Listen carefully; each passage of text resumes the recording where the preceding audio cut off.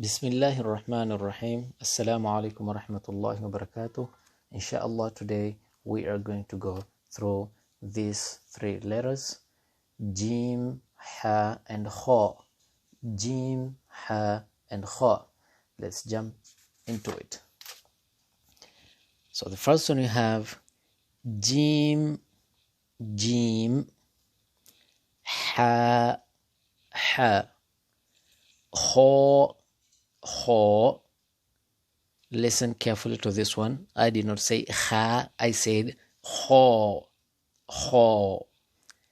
Jim, ha, kha. Jim, ha, kha. Ha, kha, kha. Alif, Jim, ba, Jim, ha, ta, Jim, ba, ha, ba, ha, ta, ha, kha, ba. Fa, kha, alif, kha, ba, jim, ha, kha, ta, kha, ba, ha, ta, kha, kha. Fa, jim, kha, fa, jim, ha, kha, jim, fa, ha, kha, jim, ha, kha, fa. We are going to repeat one more time.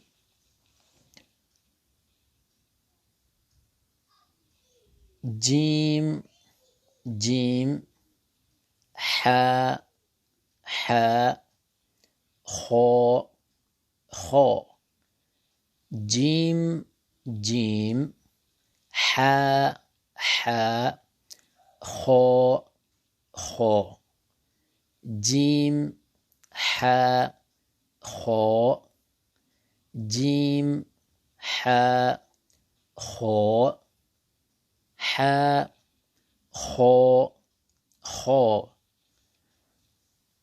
Alif, jim, ba, jim, ha, ta, jim, ba, ha, ba, ha, ta, ha, kha, ba.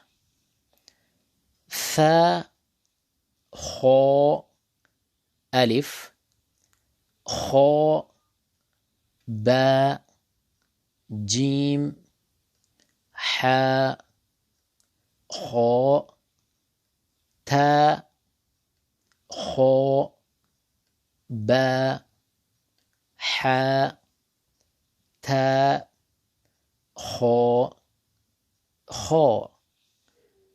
Fa, jim, kha, fa, jim, ha, kha, jim, fa, ha, kha, jim, ha, kha, fa.